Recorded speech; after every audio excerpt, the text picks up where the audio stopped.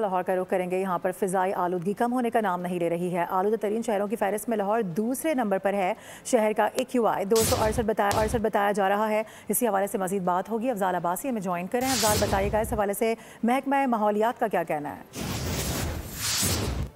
में फ़ज़ाई आलूदगी जो है वो कम नहीं हो सकी और आलूदा तरीन शहरों की फहरिस्त में लाहौर का आज भी दूसरा नंबर है।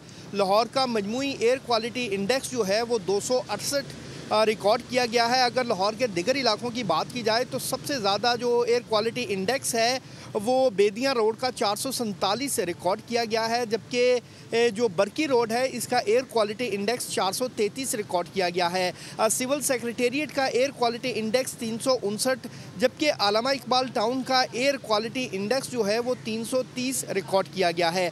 अगर शहर में मौसम की बात की जाए तो मौसम आइंदा 24 घंटों के दौरान जो है वो खुश्क और सर्द रहने का इम्कान है, जबकि दर्जा हरारत जो है आज कम से कम 9 और ज़्यादा से ज़्यादा 22 सेंटीग्रेड तक रहने का इम्कान है। जी, सब्सक्राइब करें और बेल दबाएं ताकि कोई खबर रह न जाए।